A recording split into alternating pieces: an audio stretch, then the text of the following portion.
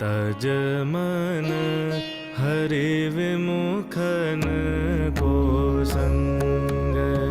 तज मन हरि विमुखन को संग। तज मन जिनके संग कुबुद्धि उपजत है। जिनके संग कुबुद्धि उपजत है। परत भजन में भंग। तज मन हरि विमुखन को संग।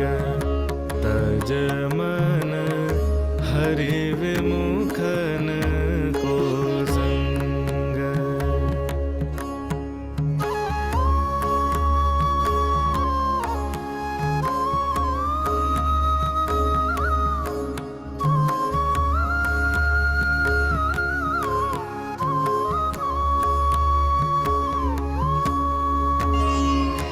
कहाँ भयो पयपान कराए। कहाँ भयो पयपान कराए। विष नहीं तजत भुजंग। विष नहीं तजत भुजंग। कागहि कहा कपूर चुगाए। कागहि कहा कपूर चुगाए। श्वान नवाए गंग। तज मन हरि विमुखन को संग। तज मन हरि विमुखन को संग।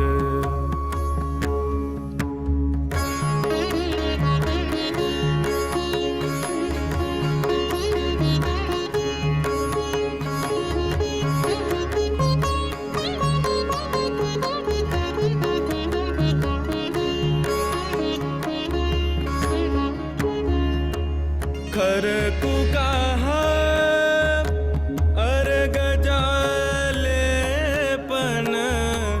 खर कुकाहा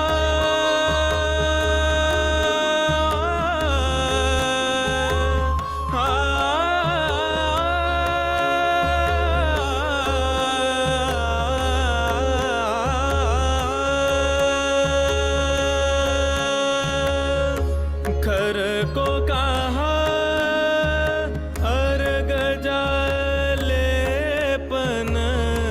खर को कहा अर्घ जालेपन। मरकट भूषण अंग। मरकट भूषण अंग।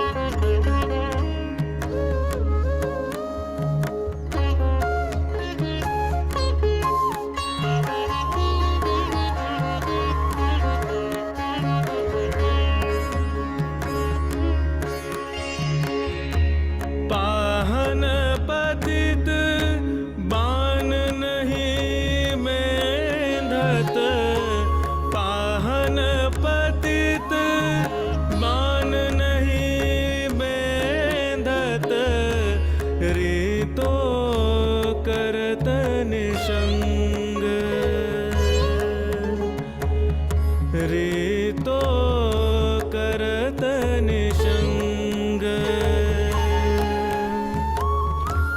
सूरदास प्रभुकारी कमरि पे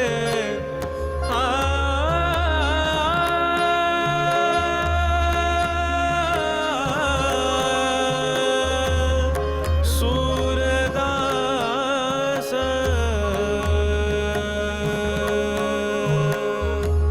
सूरदास प्रभुकारी कमरि पे चढ़तन दूजो रंग। तज मन हरि विमुखन को संग।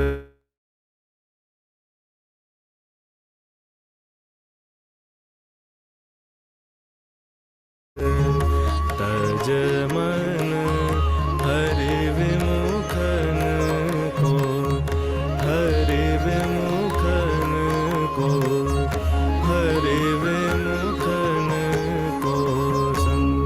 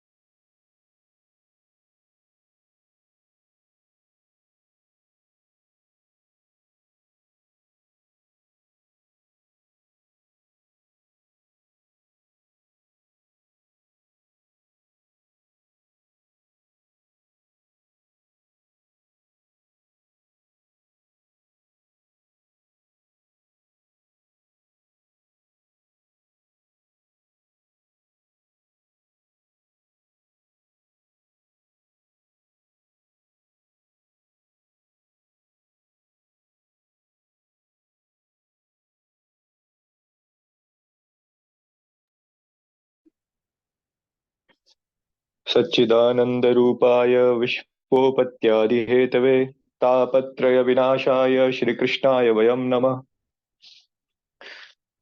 भगवान के चरणों में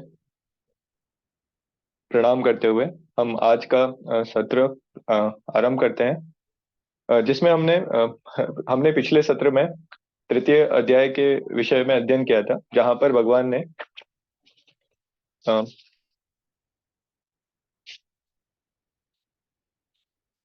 हमने कर्मयोग को समझा था।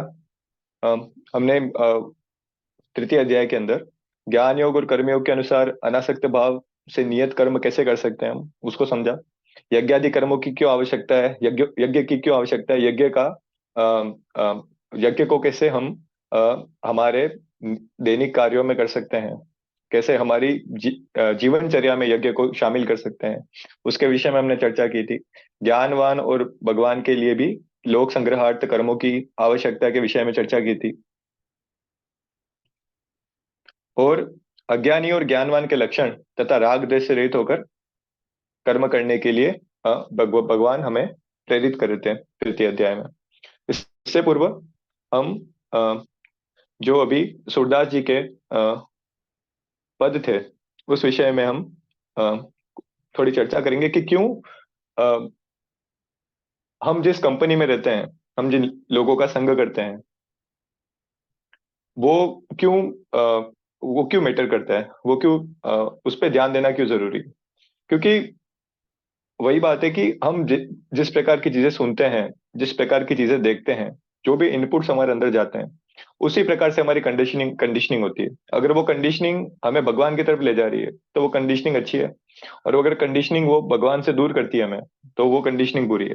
तो हमें ऐसे लोगों का संग नहीं करना चाहिए जो जो निहिलिस्ट है, मतलब जो भगवान के अस्तित्व को नहीं मानते और जो केवल भौतिकवादी हैं, जिनका खाली जो केवल आंखों से दिखने वाली चीजों को ही सत्य मानते हैं।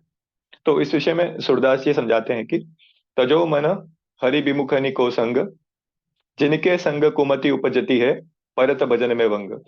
कि हे मन, तू ऐसे लोगों का संग छोड़ दे जो श्री हरि से विमुख हो गए हैं, जो भगवान से विमुख हो गए हैं। क्योंकि ऐसे लोग ऐसे लोग जो कुमति हैं, जो जो भगवान में जिनका विश्वास नहीं है, उन उन लोगों की जो उन लोगों की जो विचार हैं, जो उनकी बातें हैं, उनसे उनके संग में रहने से हमारी जो हमारी हमारी जो श्रद्धा है, हमारा जो विश्वास है, अ, वो भी कमजोर पड़ सकता है, उसमें भी भंग पड़ सकता है, हमारे भजन में भी भंग पड़ सकता है। और भगवान एक ऐसा विषय है, जैसे तुलसीदास जी बोलते हैं श्री रामचरितमानस में कि राम अतर की बुद्धि मन बानी, मत हमार अस सुन ही सयानी, तदपि संत मुनि वेद पुराना, जस कछु कहि सो मति अनुमाना। सब अपनी अपनी मत के अनुसार भगवान के विषय में अपने अपने अनुभव कहते हैं, जैसे वेद उपनिषद। पर कोई भी कंप्लीटली कह नहीं सकता, क्योंकि भगवान अ, बुद्धि और तर्क का विषय नहीं है, वो उससे परे का विषय है। तो ऐसे मूर्ख लोगों के मूर्ख लोगों की बातों में आकर हम कभी कभी अपने पद से विमुख हो जाते हैं। तो ये हमारे लिए हानिकारक है, क्योंकि उस जो दुर्बुद्धि मनुष्य है, उसका तो उससे कुछ नहीं बिगड़ेगा, परंतु हम हमारे मार्ग मार्ग से पथभ्रष्ट हो जाएंगे, और हानि हमारी है। तो ऐसे लोगों का संग में नहीं करना चाहिए, क्योंकि बहुत सारी उपमाएं देते हैं फिर सूरदास जी कि किस तरह से वो समझाते हैं कि अगर हम कुसंग करते हैं, दूसरे अ, जो जो नास्तिक व्यक्ति हैं, अगर उनमें मानते हैं, तो किस प्रकार वो किस प्रकार का व्यवहार है। वो इस प्रकार होता है कि जैसे हम किसी सांप को हम पय पय मतलब हम किसी सांप को दूध पिलाएं, तब भी वो उसका विष नहीं छोड़ सकता, वो उसकी प्रकृति ही ऐसी है। जिस व्यक्ति की जो प्रकृति होती है, जो जो संस्कार उसने अंतःकरण में उपार्जित किए हैं उसके पूर्व जन्म के कर्मों से, तो उसी प्रकार का उसका अंतःकरण हो जाता है, उसी प्रकार की उसकी प्रवृत्ति हो जाती है। तो उस प्रवृत्ति के चलते वो भगवान में आस्था, भगवान में विश्वास और सत्संग की बातें उसके समझ में नहीं आती। और उस कुबुद्धि के और उस मनुष्य के साथ में हम रहकर हमारी बुद्धि भी वैसी ही हो जाती। तो जिस प्रकार हम देख रहे हैं कि तरह तरह की विचारधाराएं जो भी फैल रही हैं, वोकिज्म वगैरह, उनका अंदर से खोखली विचारधारा है, पर बाहर से आकर्षक लगती है, तो लोग वहां पे जल्दी आकर्षित हो जाते हैं, पर उनमें कोई सब्सटेंस नहीं होता है। और और कैसा होता है कुसंग करना? काग ही कहा कपूर चुगाए, स्वान नहा नवाए गंग। जैसे कौवे को हम कपूर चुगाएंगे तो वो कोई गोरा नहीं हो जाएगा, और कुत्ते को अगर अगर हम स्वान को गंगा में स्नान कराएंगे तो उसका भी कोई लाभ नहीं होता है। खर को कहा अर गजा लेपन, मरकट भूषण अंग। जैसे गधे को चंदन लेप करेंगे तो क्या होगा, वापस से वो, आप किसी को सुधारने के लिए मेहनत कर रहे हो, पर वो व्यक्ति बचना ही नहीं चाहता है। किसी को आप बचा रहे हो पर वो कोई बचना ही नहीं चाहता है, तो आप उसको बचा करके अपने जो एफर्ट्स है, अपने जो टाइम है, अपनी जो एनर्जी है, आप उसको वेस्ट कर रहे हो।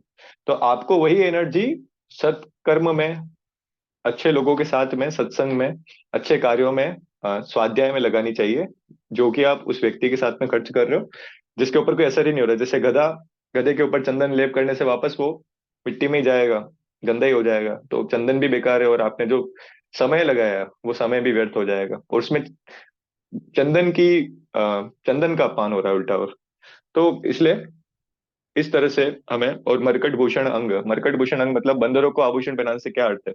वो उन आभूषणों की महत्ता नहीं समझता है, और कहीं ना कहीं उनको फिर वो क्या करेगा, जिसको जिस चीज की वैल्यू नहीं पता है, वो उस चीज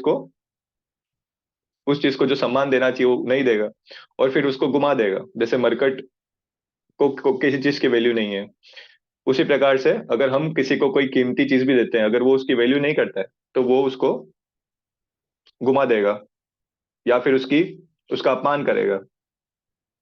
गज को कहा सरित अनवाय, बहुरी धरे वह ढंग। जैसे गज को भी, गज मतलब हाथी को भी, अगर सरिता में भी स्नान कराओ तो भी वो अपने शरीर पे धूళि डालता है, उसी में उसको प्रसन्न होता है। और पत्थर पे अगर हम बाण मारेंगे, जैसे पाहन पतित बाण नहीं बेदत, ऋतो करत निशंग। जैसे पत्थर पे हम बाण मारेंगे तो हमारे बाण ही वेस्ट होंगे, है ना। तो पत्थर के कोई फर्क नहीं पड़ेगा। तो इसी प्रकार इन सब के माध्यम से अ, सूरदास जी कहने की कोशिश करते हैं कि हम हमारे जो भी रिसोर्सेज है हमारे पास, देखो दो टाइप के मेन रिसोर्सेज है, हमारा टाइम है और टाइम से जुड़ी हुई अटेंशन है। तो हमारी जो अटेंशन है, हम ऐसी जगह इन्वेस्ट करें जहां पर उसका कुछ ना कुछ हमें हमारा कल्याण हो, हमारे आसपास के लोगों का कल्याण हो। ऐसे ऐसी जगह उसको हमें नहीं लगाना चाहिए जहां पर उसका कोई हमें सकारात्मक रिजल्ट ही ना मिले। तो ऐसे लोगों का संग नहीं करना चाहिए, नास्तिकों का। तो हमने तीसरे अध्याय में चर्चा भी करी थी कि कोई भी व्यक्ति पूर्णतः नास्तिक नहीं हो सकता है। तो सभी सभी जो मनुष्य होते हैं वो एक ही चीज चाहते हैं कि उनका जीवन मृत्यु, जड़ता और अज्ञान और भय से अतिक्रांत हो जाए। और इसी चीज का नाम तो भगवान की शरणागति है, इसी चीज का नाम तो भगवान का अनुभव है, भगवान का ध्यान है। तो कोई भी व्यक्ति पूर्णतः नास्तिक नहीं हो सकता। अगर वो नास्तिक है तो वो जड़ बुद्धि स्वयं का ही स्वयं का ही विनाश करता है। तो अज्ञानवश जो लोग खुद को नास्तिक कहते हैं या फिर भगवान की सत्ता को नहीं मानते हैं, उनका संग में नहीं करना चाहिए। और अंतिम में सूरदास जी कहते हैं कि सूरदास कारी कामरी पे चढ़त न दूजो रंग। मतलब जिस पर काली कामर पर दूसरा रंग नहीं चढ़ता, मतलब जिस पे भगवान का श्याम वर्ण चढ़ जाता है उस पर और कोई वर्ण नहीं चढ़ता। बिकॉज इसको ऐसे भी समझ सकते हैं हम कि अम, जो हमारे पास में श्याम वर्ण है उसी के अंदर सारे वर्ण है। मतलब भगवान के अंदर ही सब कुछ है। जिसके ऊपर श्याम वर्ण ही चढ़ गया, जो सब कुछ ही हो गया, उसके वो फिर उसके लिए कोई डिस्टिंक्शन बची ही नहीं जीवन में। उसके लिए कोई भेद है ही नहीं कि ये चीज है। उसके लिए सब कुछ भगवान में ही हो जाता है। तो जिसके ऊपर श्याम वर्ण चढ़ गया उसके ऊपर और कोई वर्ण कैसे चढ़ सकता है। तो इस पद में सूरदास जी यही समझाते हैं कि हमें ऐसे कुतर्क करने वाले लोगों का संग नहीं करना चाहिए, कि इनको ये बात समझ नहीं आती है, क्योंकि उनको आप तर्क के माध्यम से किसी भी प्रकार से संतुष्ट नहीं कर सकते। और जो व्यक्ति खुद बचना नहीं चाहता है हमें उसे नहीं बचाना चाहिए, क्योंकि उससे उसको तो कोई फर्क नहीं पड़ेगा, पर हमारा जो जीवन है वो व्यर्थ हो जाएगा। तो हमें इस प्रकार के हमारे मित्र भी ऐसे ही होने चाहिए। हमारे जो परिवारजन है उसमें भी कोई अगर नास्तिक है तो उनसे भी हमें व्यर्थ के वाद विवाद न करके, हमारा हमारा एक बेसिक कर्म ये होता है कि हमको अपना सत्य कहना चाहिए किसी को भी। अब वो सत्य को वो माने नहीं माने वो उसका कर्म है, तो उसको उसके हाल पे छोड़ देना चाहिए। बस हमें हमारा सत्य हमने किसी के साथ साझा किया, उसके नहीं समझ में आता है तो उसको उसके हाल में छोड़ देना चाहिए। और इवन जहाँ पे ये भी नहीं करना होता है तो ये भी नहीं करना चाहिए, क्योंकि वो उसका प्रारब्ध है, वो उसके हिसाब से वो भोगेगा। पर हम उसके हम उसके संग में आकर के कहीं अपना अहित न कर लें। तो इस प्रकार से सूरदास जी कैसे हमारी जो कंपनी है, हमारा जो संघ है उसकी उसकी महत्ता को समझाते हैं।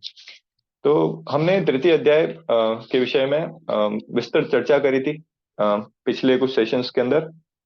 तो अब हम अ, चतुर्थ अध्याय चतुर्थ अध्याय जिसका नाम है ज्ञान कर्म संन्यास योग, इस अध्याय के अंदर हम सगुण भगवान का प्रभाव और कर्मयोग की चर्चा करेंगे पुनः एक बार। योगी महात्मा पुरुषों के आचरण और उनकी महिमा, कि महापुरुष कैसा आचरण करते हैं और उनकी क्या महिमा है। फल सहित पृथक पृथक यज्ञों का कथन, कि अलग अलग यज्ञ करने का क्या क्या फल होता है। और ज्ञान की महिमा, नॉलेज क्यों इंपॉर्टेंट है, ज्ञान क्यों इंपॉर्टेंट है। तो ये सब इस सब विषय के विषय में हम चर्चा करेंगे कि किस प्रकार से भगवान ने इन सब चीजों को गीता जी में एड्रेस किया। तो ये भगवान की ही वाणी से चतुर्थ अध्याय प्रारंभ होता है। चतुर्थ अध्याय आज हम शुरू करते हैं। ओम नमो भगवते वासुदेवाय। अथ चतुर्थोऽध्याय। श्री भगवान उवाच इमं विवस्वते योगं प्रोक्तवान हम अव्ययम विवस्वान मनवे प्राह मनुरिक्षाकवे ब्रवीत। भगवान कहते हैं मैंने इस अविनाशी योग को सूर्य से कहा, सूर्य ने अपने पुत्र वैवस्वत मनु से कहा, और मनु ने अपने पुत्र राजा इक्ष्वाकु से कहा। तो भगवान कहते हैं कि सबसे पहले ये जो योग है, ज्ञान कर्म योग और कर्म योग, ये कर्म योग सबसे पहले भगवान ने किससे कहा, भगवान ने सबसे पहले सूर्य से कहा, और फिर ये आगे आगे, जैसे हमारे हिंदू धर्म में गुरु शिष्य परंपरा है, तो कोई भी ज्ञान है वो अ, गुरुओं के माध्यम से शिष्य में अ, आगे आगे प्रोपोगेट होता है। तो सबसे विश्व के, इस ब्रह्मांड के सबसे ब्रह्मांड के गुरु कौन है? कृष्णम वंदे जगत गुरु। तो भगवान ने सबसे पहले ज्ञान किसको कहा? सूर्य से कहा। सूर्य ने अपने पुत्र वैवस्वत मनु से कहा, और मनु ने अपने पुत्र राजा इक्ष्वाकु से कहा। यहाँ पर भगवान ने सबसे पहले ज्ञान सूर्य को क्यों कहा? बिकॉज ये जो अ, हमारा जो हमारी जो पृथ्वी के ऊपर जो भी जीवन है, वो सारा जीवन सूर्य से ही संभव है ना? कहीं ना कहीं सभी जो भी हम गति देख रहे हैं पृथ्वी के ऊपर, वो सारी गति सूर्य के कारण होती है। सब प्रकार की गति। और हमारा संसार भी प्रकाशमान सूर्य के कारण ही है। तो सूर्य यहाँ पर सबसे पहले डिसाइपल है भगवान के। उसके बाद में सूर्य ने यही जो भगवान का जो योग है, वो वैवस्वत को कहा। वैवस्वत सूर्य के पुत्र हैं। और वैवस्वत हमारे यहाँ पे एक मनवंतर भी है। अ, वैवस्वत मनु से कहा, और मनु ने अपने पुत्र राजा इक्ष्वाकु से कहा। तो अभी हम जिस मनवंतर में हैं, वो मनवंतर वैवस्वत मनवंतर है। तो और उसके पश्चात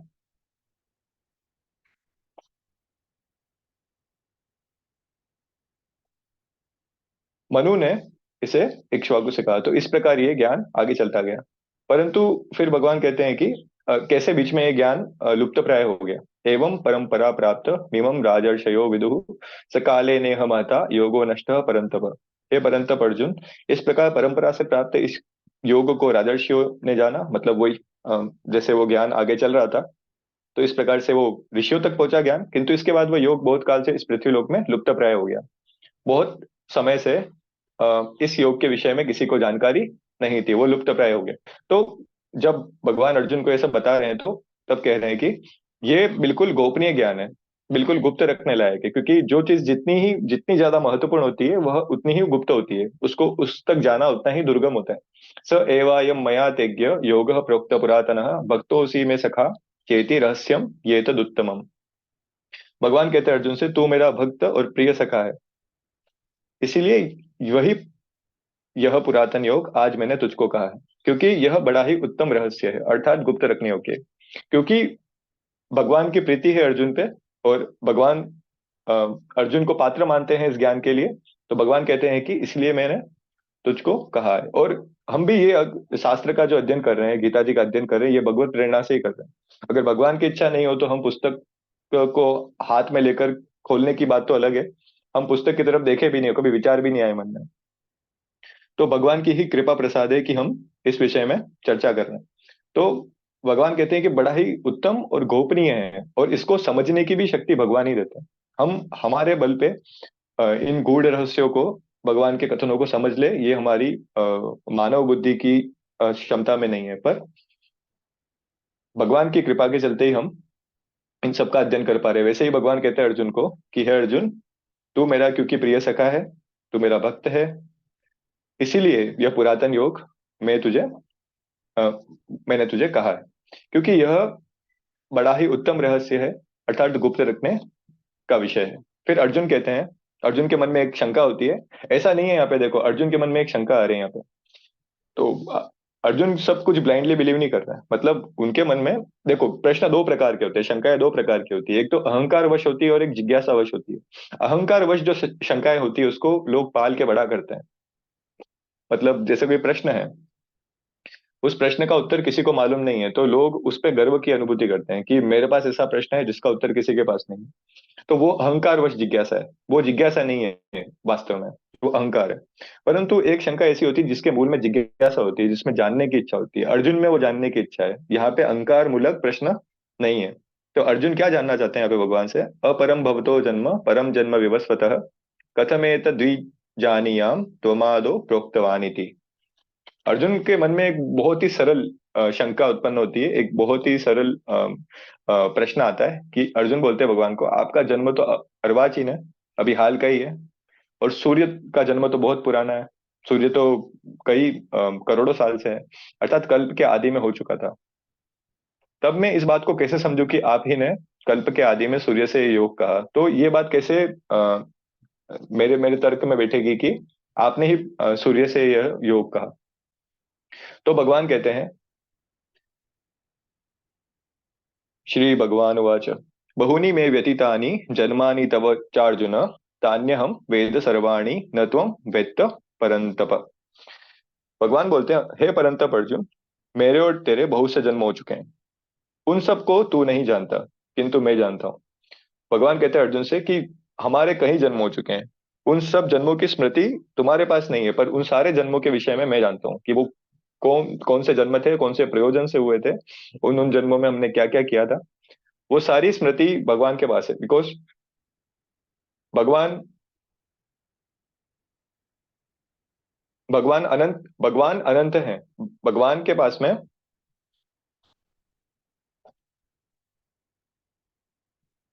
प्रत्येक प्रकार के प्रत्येक प्रकार भगवान स्वयं ही प्रकाश है, और स्वयं ही प्रकाश के कारण है। तो उनके पास, उनसे उनसे ये संपूर्ण ब्रह्मांड है, मतलब ब्रह्मांड से भगवान नहीं है। तो भगवान अर्जुन को कह रहे हैं कि वो सारे जो जन्म हमारे जो पूर्व काल में हो चुके हैं, मतलब वो टाइम स्केल कितनी बड़ी रही होगी, जब सूर्य कल्प के प्रारंभ में हुआ होगा, तो वहां से लेकर के अभी तक कई सारे जन्म हो चुके हैं, और उनको तुम नहीं जानते, मैं जानता हूँ। जैसे हम श्री रामचरितमानस के अंदर भी एक प्रसंग आता है जहाँ पे तुलसीदास जी समझाते हैं कि भगवान का जन्म क्यों होता है, भगवान किस वजह से। हम यहाँ पे भी चर्चा करेंगे, गीता जी में भी, और हम वहां से भी कुछ चौपाइयां हैं जिनके माध्यम से हम समझ सकते हैं कि भगवान का जन्म लेने का कारण क्या होता है, और किस तरह से हम इस श्लोक को समझ सकते हैं कि भगवान जो अर्जुन को बोल रहे हैं कि मेरे और तेरे बहुत से जन्म हो चुके हैं, उन सबको तू जानता है, किंतु मैं नहीं जानता। यहाँ पे बहुत लोगों के मन में ये भ्रम हो जाता है कि जब भगवान भी हमारे जैसे जन्म ले रहे हैं, कई जन्म ले रहे हैं, तो ये तो फिर वो मनुष्य वाली कैटेगरी में आ गए। पर यहाँ पे ये श्लोक जितना सरल दिखता है उतना सरल नहीं है। इसके विषय में हम आगे आगे आगे के श्लोकों में अध्ययन करेंगे। वही वही बात है, यहाँ पे भी बहुत कुबुद्धि इसको श्लोक को विपरीत इसका अर्थ निकालते हैं। परंतु इसका अर्थ है कि हरि गुण नाम अपार कथा, सुर अगणित अमित, मैं निज मति अनुसार कहूँ, उमा सादर सुनहूं। अ, भोलेनाथ पार्वती जी से कहते हैं श्री रामचरितमानस में कि श्री हरि के गुण नाम कथा और रूप सभी अपार हैं, अगणित हैं, असीम हैं। कि भगवान के जो रूप हैं, जिस भी प्रकार के रूप से भगवान पृथ्वी के ऊपर अवतरित होते हैं, वो रूप अपार हैं, हमारी बुद्धि में आने वाले नहीं, अगणित है, बहुत सारे हैं, ठीक है, और असीम है, उनकी कोई सीमा नहीं है। फिर भी है पार्वती, मैं अपनी बुद्धि के अनुसार उन्हें कहता हूँ। सुनु गिरिजा हरिचरित सुहाए, विपुल बिशद निगमागम गाए, हरि अवतार है तुझे ही होई, इदमित्थम कही जाई न सोई। मतलब वेद शास्त्रों ने श्री हरि के सुंदर विस्तृत और निर्मल चरित्रों का गान किया है। हरि का अवतार जिस कारण से होता है वह कारण बस यही है, ऐसा नहीं कहा जा सकता। जैसे श्री राम का अवतार हुआ, श्री राम का अवतार किस कारण से हुआ? रावण को मारने के लिए हुआ। अ, दैत्यों को विभिन्न प्रकार के दैत्यों को मारकर उनका उद्धार करने के लिए हुआ, है ना। अ, अ, अ, अच्छे शासन की स्थापना के लिए हुआ। मतलब भगवान का पूरा जो जीवन है, वो जीवन में भगवान ने अनेक प्रकार के कर्म किए हैं। अब उन सभी कर्मों का कोई ना कोई उसी काल के लिए नहीं, बहुत लंबे काल के लिए कोई ना कोई प्रयोजन होता है। तो बस एक ही कारण से भगवान का जन्म हुआ ऐसा कहना बहुत मूर्खतापूर्ण है। बस यही कारण है ऐसा हम नहीं कह सकते। अनेकों कारण हो सकते हैं, ऐसे कारण जो हम जानते भी नहीं हो, और ऐसे भी हो सकते हैं जिनको कोई जान नहीं सकता हो, जो किसी की बुद्धि के बस की बात ही ना हो। राम अतर की बुद्धि मन बानी, मत हमार अस सुन ही सयानी, तदपि संत मुनि वेद पुराना, जस कहु जस कछुत कहि स्वमति अनुमाना। हमारा मत यह है कि बुद्धि, मन और वाणी से भगवान की तर्कना नहीं की जा सकती, तथापि संत मुनि वेद और पुराण अपनी अपनी बुद्धि के अनुसार जो भी कुछ उन्हें समझ में आता है वो कहते हैं। तस मैं सुमुखि सुनावहु तो ही, समुझि परई जस कारण मोहि, जब जब होई धर्म के हानि, बाढ़ ही असुर अधम अभिमानी। तो जब जब धर्म की हानि होती है, जब जब विप्र मतलब ब्राह्मण, धेनु, गौ और इनके ऊपर विपत्ति आती है, तब तब भगवान का अवतार होता है, तब तब भगवान का अवतार, मतलब भगवान का अवतार अम, रक्षा के लिए होता है, जो धर्मपरायण जो भी लोग हैं उनकी रक्षा के लिए होता है। तो करुणा होती है, करुणा के चलते भगवान का अवतार होता है। और जैसा कुछ मेरी समझ में आता है, वही कारण मैं तुमको सुनाता हूँ। जब जब धर्म का ह्रास होता है, अभी हम यहाँ पर भी पढ़ेंगे, और नीच अभिमानी राक्षस बढ़ जाते हैं, तो भगवान अवतार लेते हैं। अभी अगले श्लोक में आता है, अगले चौपाई में आता है, कर ही अनिति जाई नहीं बरनी, सीध ही विप्र देनु सुर धरनी, तब तब प्रभु धरी विविध शरीरा, हर ही कृपा निधि सज्जन पीरा। और वे ऐसा अन्याय करते हैं कि जिसका वर्णन नहीं हो सकता, तथा ब्राह्मण गो देवता, जो राक्षस होते हैं वो ऐसा अन्याय करते हैं जिसका वर्णन ही नहीं किया जा सकता। और ब्राह्मण गौ देवता और पृथ्वी कष्ट पाते हैं। जब जब पृथ्वी पर पाप का भार बहुत अधिक बढ़ जाता है, तब तब कृपा निदान प्रभु अहेतु की कृपा करते हैं और पृथ्वी पर अवतार लेते हैं, पृथ्वी के भार का हरण करने के लिए। तो इस प्रकार गोस्वामी तुलसीदास जी वर्णन करते हैं अपनी चौपाइयों में कि भगवान के अवतार किस प्रयोजन से होते हैं। तो इस विषय में बहुत एक सुंदर कथा है। वो कथा है कि भगवान राम का जन्म किस प्रकार से हुआ, किस प्रकार से भगवान ने नारद जी से एक श्राप ले लिया था। वो भगवान की इच्छा से लिया था, भगवान ने खुद नहीं लिया था। वो नारद जी में इतना अहंकार उन्होंने, नारद जी में जो अहंकार भर गया था अपनी भक्ति को लेकर के, तो भक्ति का जो अहंकार था नारद जी को, उसके कारण भगवान को ही, अपने आराध्य को ही नारद जी ने श्राप दे दिया। उस श्राप के चलते भगवान का राम अवतार होता है, और भगवान ये लीला रचते हैं सब। रावण और ये सब जो भी होते हैं दैत्य, वो दैत्य भी कहीं ना कहीं वो सब भगवान के गण होते हैं। तो इस प्रकार ये बहुत लंबी कथा है। तो वो जो भी लीला है, हम वो भगवान खुद ही बनाते हैं अपने लिए।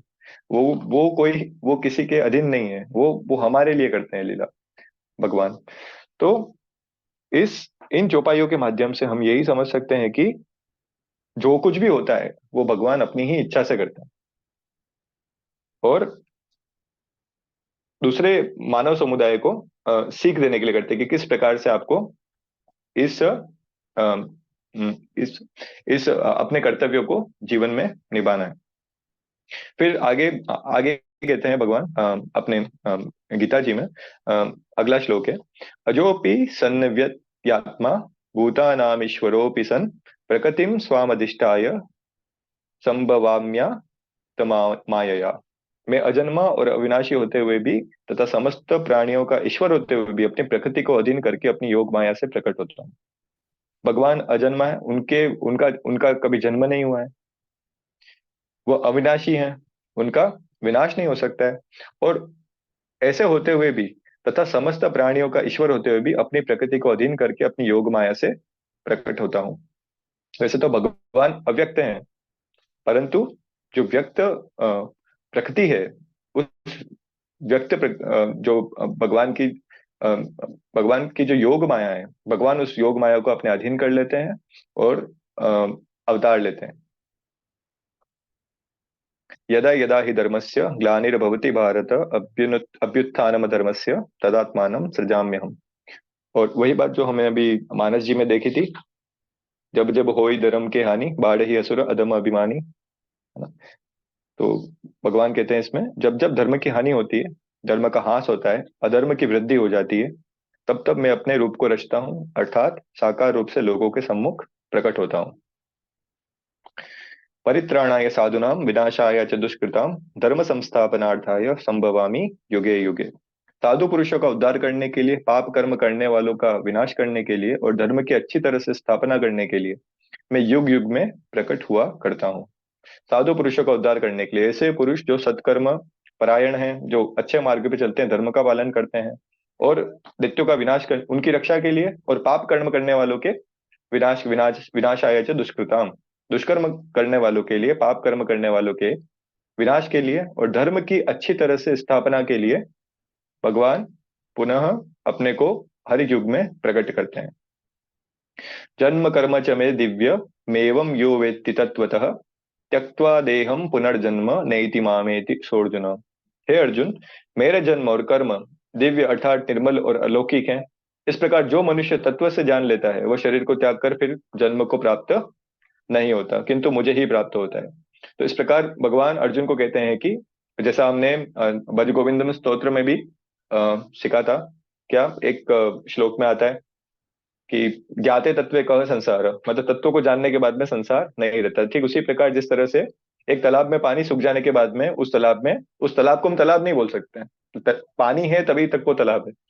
परंतु जब वैसे ही मनुष्य जब तत्व को जान लेता है, तत्व से भगवान को जान लेता है, तब वो पुनर्जन्म उसका नहीं होता है। तब वो वापस से जन्म मृत्यु के चक्र से मुक्त हो जाता है। मेरे जन्म और कर्म दिव्य अर्थात निर्मल और अलौकिक है। मतलब जो भगवान अपनी लीलाएं करते हैं वो सारी लीलाएं निर्मल हैं, अलौकिक हैं। वो लीलाएं हमारी समझ में आने वाली नहीं है, दिव्य हैं। और इस प्रकार भगवान की लीलाओं का स्मरण करते हुए जो व्यक्ति अ, जो व्यक्ति अपना जीवन व्यतीत करता है, और तब वह शरीर को त्याग कर फिर जन्म को प्राप्त नहीं होता। जो तत्व से भगवान को जान लेता है इस प्रकार से, वो और भगवान को ही प्राप्त होता है। जिस प्रकार से आगे भगवान बोलेंगे कि जो जिस प्रकार पूरी पूरे जीवन भर जिस प्रकार जिस भी देवता जिस भी प्रकार के अ, जिस भी प्रकार का उसका मेंटल मॉडल है उसकी उपासना उपासना करता है, मृत्यु के पश्चात भी वो उसी कॉन्शियसनेस को प्राप्त होता है। तो इस प्रकार अगर हम जीवन पर्यंत अपना चित्त भगवान में लगाए रखते हैं, भगवान को अगर तत्व से हम जान लेते हैं, तो मृत्यु के पश्चात हम हमारी जो स्थिति है वो भगवान में ही हो जाती है। तो इस प्रकार से जो हमने अभी सूरदास जी के पदों का अध्ययन किया था, उस विषय में भी उस विषय में भी ये कब संभव हो पाएगा कि हम पूरे जीवन पर्यंत भगवान में ही अपना चित्त लगाए रखें। सूरदास जी के पदों में जो हमने अध्ययन किया था कि ऐसे कुसंग, ऐसे कुबुद्धि के संग में नहीं रहना चाहिए जो हमारी आस्था को ही, जो हमारे विश्वास को ही हिला दे। तो पहली बात तो यहाँ पे ये है कि हमारा विश्वास इतना अटल होना चाहिए कि वो हम किसी के साथ भी रहे, कि वो उसके ऊपर कोई फर्क नहीं पड़े। अगर आपको किसी धर्म की कोई पुस्तक भी पढ़ के सुना रहा है, परंतु आपका विश्वास अगर दृढ़ है तो आप उसको सुन लोगे, समझ भी लोगे, सब कर लोगे। पर जो वही बात है, जिसके ऊपर श्याम वर्ण चढ़ गया उसके ऊपर और कोई वर्ण कैसे चढ़ सकता है। तो विश्व की जितनी भी फिलोसफीज है, जो कुछ भी है, आप सबका अध्ययन करने के बाद भी, उसके अध्ययन करने के बाद भी आप पे उसका कोई प्रभाव नहीं पड़ेगा, अगर सही में आप भगवान के प्रति आपका चित्त समर्पित है। तो इस विषय में भगवान 18वां जो अध्याय है उसमें बोलते हैं, इदम ते ना तपस्काय ना भक्ताय कदाचन न चाशुश्रूषवे वाच्यम न च माम योग्य सूयति। कि हे अर्जुन, तुझे यह गीता रूप रहस्यमय उपदेश किसी भी काल में न तो तप रहित मनुष्य से कहना चाहिए, ऐसा व्यक्ति जिसने तप नहीं किया है सुनने के लिए, उससे ये नहीं कहना चाहिए। ना भक्ति रहित से कहना चाहिए, इस ऐसा व्यक्ति जिसमें भक्ति नहीं हो उससे भी जबरदस्ती ये हमें भगवान के कथन जो है, भगवान के जो वचन है गीता के, हमको नहीं कहना चाहिए। और न बिना सुनने वाली इच्छा से ये कहना चाहिए। किसी की सुनने की इच्छा नहीं है और हमें उसको जबरदस्ती भी यह वचन नहीं कहने चाहिए। तो जो भगवान के अंदर दोष दृष्टि रखता है उससे भी यह वचन नहीं कहना चाहिए। तो इसके अंदर हमारा ही हित है, अहित है, क्योंकि वो व्यक्ति तो कोई भी बात सुनने वाला नहीं है। तो अ, इस प्रकार से ये जो अ, अ, ये जो अंत में हमने श्लोक पढ़ा है, जन्म कर्म च मे दिव्य मेव यो वेत्ति तत्वतः त्यक्त्वा देहम पुनर्जन्म नेति मामेति अर्जुन सोर्जुन। तो इस तरह यदि हम अ, यदि हम जीवन पर्यंत एक ही हमारा लक्ष्य हो कि हमें किसी भी तरह भगवान की ही शरणागति में रहना है, क्योंकि इसके अलावा और कोई गति नहीं है, और कोई गति हमारी नहीं हो सकती है।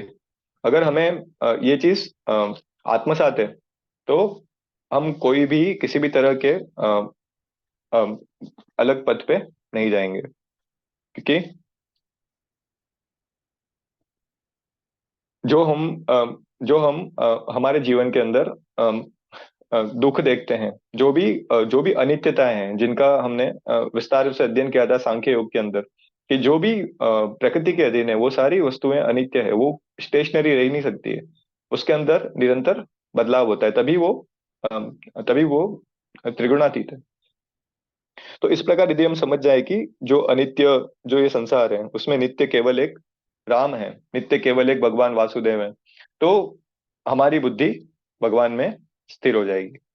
तो इस प्रकार से चतुर्थ अध्याय के कुछ प्रारंभिक श्लोकों का हमने अध्ययन किया, और इसके पश्चात हम इस इन्हीं इन्हीं श्लोकों के विषय में और भी अध्ययन करेंगे, और इनको समझेंगे कि किस प्रकार से ये जो ज्ञान है वो भगवान ने सूर्य से आगे, सूर्य से कहा, और आगे ये ज्ञान ऋषियों तक आया। और जो भगवान के जन्मों का प्रयोजन है उस विषय में भी हम और चर्चा करेंगे। जय श्री कृष्ण।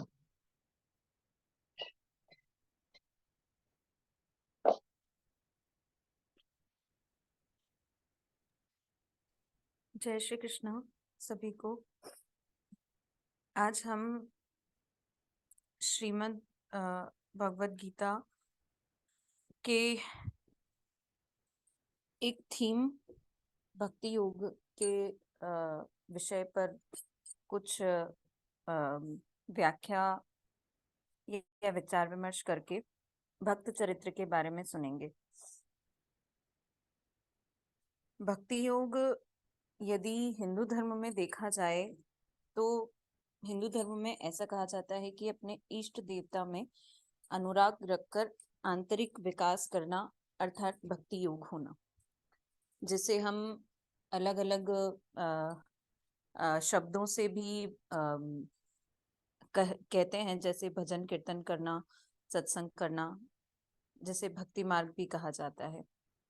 यह उन तीनों मार्गों में से एक है जिससे मोक्ष की प्राप्ति हो सकती है, और जिसके अन्य दो मार्गों में ज्ञान योग तथा कर्म योग है। भक्ति योग क्या है? यह योग भावना प्रधान और प्रेमी प्रकृति वाले व्यक्ति के लिए उपयोगी है। वह ईश्वर से प्रेम करना चाहता है और सभी प्रकार की क्रिया, अनुष्ठान, पुष्प, गंध, द्रव्य, सुंदर मंदिर और मूर्ति आदि का आश्रय लेता है, उपयोग करता है। प्रेम एक आधारभूत एवं सार्वभौम संवेग है। यदि कोई व्यक्ति मृत्यु से डरता है तो इसका अर्थ यह हुआ कि उसे अपने जीवन से प्रेम है। यदि कोई व्यक्ति अधिक स्वार्थी है तो इसका तात्पर्य है कि उसे स्वार्थ से प्रेम है। और किसी व्यक्ति को अपनी पत्नी, पुत्र या अपने परिवार से विशेष प्रेम हो तो वो इस प्रकार के प्रेम से भय, घृणा अथवा शोक उत्पन्न होता है। यदि यही प्रेम हमें परमात्मा से हो जाए तो वह मुक्तिदाता बन जाता है। जैसे जैसे ईश्वर से लगाव बढ़ता जाता है, नश्वर सांसारिक वस्तुओं से लगाव कम होने लगता है। जब तक मनुष्य स्वार्थ युक्त उद्देश्य लेकर ईश्वर का ध्यान करता है तब तक वह भक्ति योग की परिधि में नहीं आता। पराभक्ति ही भक्ति योग के अंतर्गत आती है, जिसमें मुक्ति को छोड़कर अन्य कोई अभिलाषा नहीं होती। भक्ति योग शिक्षा देता है कि ईश्वर से, शुभ से प्रेम इसलिए करना चाहिए कि ऐसा करना अच्छी बात है, न कि स्वर्ग पाने के लिए अथवा संतति, संपत्ति या अन्य किसी कामना पूर्ति के लिए। वह यह सिखाता है कि प्रेम का सबसे बढ़कर पुरस्कार प्रेम ही है और स्वयं ईश्वर प्रेम स्वरूप है। विष्णु पुराण में भक्ति योग की सर्वोत्तम परिभाषा दी गई है, जो इस प्रकार है: या प्रीतिर विवेकानाम विश्वेश अनपायिनी त्वाम अनुस्मरतः सा मे हृदया अन्माप समर्पतु। हे ईश्वर, अज्ञानी जनों की जैसी गाढ़ी प्रीति इंद्रियों के भोग के नाशवान पदार्थों पर रहती है, उसी प्रकार की प्रीति मेरी तुझ में हो और तेरा स्मरण करते हुए मेरे हृदय से वह कभी दूर न होवे। भक्ति योग सभी प्रकार के संबोधनों द्वारा ईश्वर को अपने हृदय का भक्ति अर्घ्य प्रदान करना सिखाता है। जैसे सृष्टिकर्ता, पालनकर्ता, सर्वशक्तिमान, सर्वव्यापी आदि सबसे बढ़कर वाक्यांश जो ईश्वर का वर्णन कर सकता है, सबसे बढ़कर कल्पना जिसे मनुष्य का मन ईश्वर के बारे में ग्रहण कर सकता है, वह है ईश्वर प्रेम स्वरूप है। जहाँ कहीं प्रेम है वह परमेश्वर है। जब पति पत्नी का साथ करता है तो वहाँ उस साथ में ईश्वर है। जब माता बच्चे को दूध पिलाती है तो उस वात्सल्य में ईश्वर है। जब दो मित्र हाथ मिलाते हैं तो वहां परमात्मा ही प्रेममय ईश्वर के रूप में विद्यमान है। मानव जाति की सहायता करने में भी ईश्वर के प्रति प्रेम प्रकट होता है। यही भक्ति योग की शिक्षा है। अर्थात संक्षेप में हम कह सकते हैं कि जब मनुष्य किसी अन्य मनुष्य में ईश्वर का अंश देखने लग जाए, ईश्वर के प्रति उसे मानने लग जाए, तो वह अपने भक्ति मार्ग के प्रति प्रगति पर आ जाता है। भक्ति योग भी आत्मसंयम, अहिंसा, ईमानदारी, निश्चलता आदि गुणों की अपेक्षा भक्त से करता है, क्योंकि चित्त की निर्मलता के बिना निस्वार्थ प्रेम संभव ही नहीं। प्रारंभिक भक्ति के लिए ईश्वर के किसी स्वरूप की कल्पित प्रतिमा या मूर्ति को श्रद्धा का आधार बनाया जाता है, किंतु साधारण स्तर के लोगों को इसकी आवश्यकता पड़ती है। इसी परिप्रेक्ष्य में नवधा भक्ति के बारे में भी प्राचीन शास्त्रों में बताया गया है।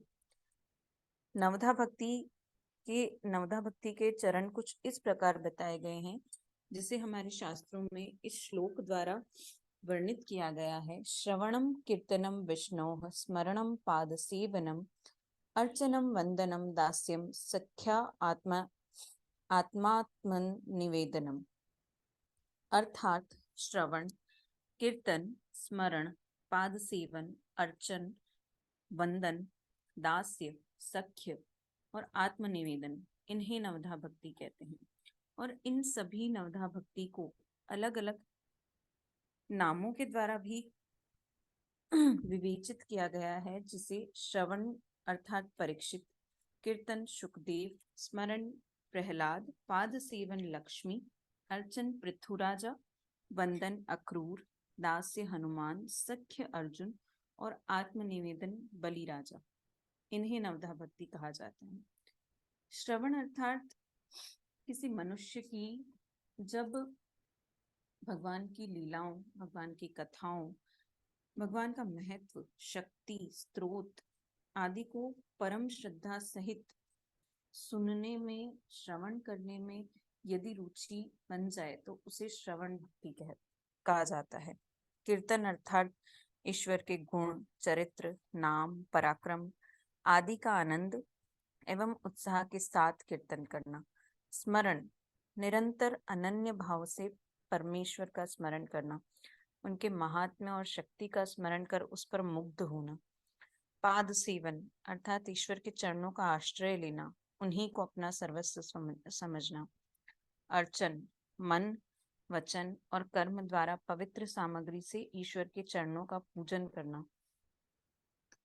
वंदन, भगवान की मूर्ति को अथवा भगवान के अंश रूप में व्याप्त भक्तजन, आचार्य, ब्राह्मण, गुरुजन, माता पिता आदि को परम आदर सत्कार के साथ पवित्र भाव से नमस्कार करना या उनकी सेवा करना। दास्य, ईश्वर को स्वामी और अपने को दास समझकर परम श्रद्धा के साथ सेवा करना। सख्य, ईश्वर को ही अपना परम मित्र समझकर अपना सर्वस्व उसे समर्पण कर देना तथा सच्चे भाव से अपने पाप पुण्य का निवेदन करना। और अंत में आत्मनिवेदन, अपने आप को भगवान के चरणों में सदा के लिए समर्पण कर देना और कुछ भी अपनी स्वतंत्र सत्ता न रखना। यह भक्ति की सबसे उत्तम अवस्था मानी गई है। और इन्हीं सभी उत्तम अवस्थाओं का जो भक्त चरित्र है, आज हम उसके बारे में श्रवण करेंगे, जिसका इन्हीं कुछ वर्षों का अर्थात कलयुग का ही बहुत ही अच्छा उदाहरण मीराबाई ने प्रस्तुत किया है। मीराबाई के विषय में हम सभी ने बहुत सुना है, बहुत चर्चाएं सुनी हैं, किंतु हम में से शायद बहुत कम मनुष्यों को या बहुत कम लोगों को यह पता है कि मीराबाई का विरह जो है वो केवल एक जन्म का नहीं था। मीराबाई का जो विरह है वो एक युग का था। एक युग का विरह अर्थात मीराबाई ने द्वापर युग में भी जन्म लिया था। ऐसा कहा जाता है कि जब तक प्रेम में विरह ना हो, जब तक भक्ति में विरह ना हो, तब तक वो भक्ति विरह व्याप्त नहीं कहलाती। तब तक उस भक्ति को, उस प्रेम को उस परमात्मा के द्वारा स्वीकार नहीं किया जाता। तो जब द्वापर युग में मीराबाई ने जन्म लिया, तो मीराबाई माधवी नाम की एक गोपी हुआ करती थी। उस समय श्री कृष्ण अपने ग्वाल बालों के साथ में कई लीलाएं करते थे, और ग्वाल बालों के साथ में लीलाएं करते हुए एक दिन श्री कृष्ण अपने सारे सखाओं के साथ में खेल रहे थे। सखाओं के साथ में खेलते खेलते उनके कुछ सखा, जो श्रीदामा, मधुमंगल आदि उनके कुछ सखा थे, उनमें से श्रीदामा ने कहा कि मैं अब चलता हूँ, मेरा क्रीड़ा करने का समय खत्म हुआ, मुझे ससुराल जाना है। तो श्री कृष्ण ने पूछा कि ये ससुराल क्या होता है सखा? तो श्रीदामा ने कहा कि ससुराल तुझे नहीं पता? श्री कृष्ण ने कहा कि नहीं, ससुराल मुझे नहीं पता। लाला, ससुराल क्या होता है? तो श्रीदामा ने बताया कि जो पत्नी का मायका होता है उसे कहा जाता है ससुराल। उसके पश्चात हम इस भक्ति चरित्र को अत्यंत ही संक्षिप्त में वर्णन करके और अपने अंतिम चरण तक पहुंचेंगे। जब श्रीदामा अपने ससुराल गए तो श्री कृष्ण ने माँ यशोदा से पूछा कि माँ, मुझे भी अपने ससुराल जाना है। तो माँ यशोदा ने श्री कृष्ण को ससुराल के बारे में समझाया, और उसके पश्चात श्री कृष्ण ने श्रीदामा से कहा कि अच्छा ठीक है, तुम जाओ, अपनी पत्नी को लेकर आओ और उससे मुझे जरूर मिलवाना। जब श्रीदामा अपनी पत्नी को लेकर आए तो अपनी पत्नी, उनकी पत्नी को का नाम, जिसका नाम माधवी था, माधवी जो मीराबाई का पूर्व जन्म था द्वापर युग में। तो माधवी की माँ ने उन्हें समझा के भेजा कि श्रीदामा के मित्र जो कि श्री कृष्ण हैं, उनके सामने मत जाना, उन्हें अपना चेहरा मत दिखाना। तो माधवी अपना चेहरा, जब श्रीदामा आए और श्रीदामा ने कहा कि मेरा मित्र तुमसे मिलने वाला है, तो माधवी ने अपना चेहरा श्री कृष्ण को नहीं दिखाया। बहुत दिन बीत गए। एक दिन ऐसा हुआ कि माधवी यमुना के तट पर पानी भरने गई, और वहां पर उन्होंने गलती से श्री कृष्ण को देख लिया, और उसके पश्चात जो उनकी स्थिति हुई, उसके पश्चात वे श्री कृष्ण को देख नहीं पाई। श्री कृष्ण को देखते ही वे मूर्छित हो गई, और उसके पश्चात वे कृष्ण कृष्ण कृष्ण कृष्ण नाम जपती रही। और जब श्री कृष्ण को यह पता चला कि यह जो मूर्छित पड़ी है, यह माधवी नाम की गोपी श्रीदामा की पत्नी है, जिसने मुझसे मिलने के लिए इनकार कर दिया, तो श्री कृष्ण भी हटी। उन्होंने यह कहा कि अब मैं उससे जाकर नहीं मिलूंगा। और उसके पश्चात उस मूर्छा में श्री कृष्ण ने माधवी नाम की गोपी से यह कहा कि अब हमारा मिलन जो है, हमारा मिलन इस युग में नहीं, हमारा मिलन कलयुग में होगा। उसके पश्चात श्री कृष्ण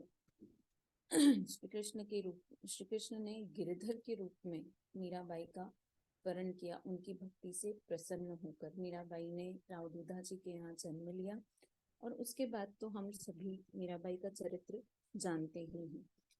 मीराबाई ने जिस तरह से इस विरह वेदना को सहकर एक युग से दूसरे युग में आकर जिस तरह से अपनी भक्ति का प्रदर्शन किया, जिस तरह से अपनी नवदा भक्ति का प्रदर्शन किया, हम सभी को उससे बहुत कुछ सीखना चाहिए। क्योंकि भक्ति केवल मनोरंजन का विषय नहीं है। भक्ति मनोमंथन का विषय है। हम मीराबाई के चरित्र से क्या सीख सकते हैं, हम सभी भक्तों के चरित्र से क्या सीख सकते हैं, यह विषय है। जैसा कि मेरे पूर्व वक्ता ने कहा कि यह आज जो हम सभी अध्याय कर रहे हैं, आज हम जितने भी शास्त्रों को पढ़ पाते हैं, उनके विषय में सुन पाते हैं या कह पाते हैं, यह हमारी स्वयं की इच्छा से नहीं है, यह केवल और केवल उस परमात्मा की इच्छा से है। चाहे हमारे समक्ष कितने ही शास्त्र क्यों न रख दिए जाएं, जब तक उस परमात्मा की इच्छा नहीं होगी, हम उन शास्त्रों की तरफ देख भी नहीं सकते। और चाहे हमारे समक्ष कोई शास्त्र ना हो, कोई साधन ना हो, कोई कुछ ना हो, लेकिन यदि उस परम पिता परमात्मा ने यह निश्चित कर लिया कि यह मेरी भक्ति के लिए करने योग्य है, मैं इसे चुनता हूँ, तो हम किसी भी तरह, किसी भी साधन से इस नवदा भक्ति के चरण में प्रवेश कर सकते हैं और उस परमपिता परमात्मा के प्रति अपना एक कदम बढ़ा सकते हैं। इसी के साथ मैं अपने शब्दों को विराम देती हूँ। जय श्री कृष्ण।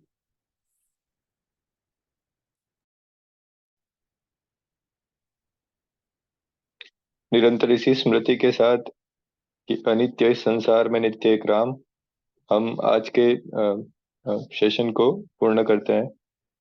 ओम पूर्णमद पूर्णमिदम पूर्णाद पूर्णमुदच्यते पूर्णस्य पूर्णमादाय पूर्णमेवावशिष्यते। ओम शांति शांति शांति।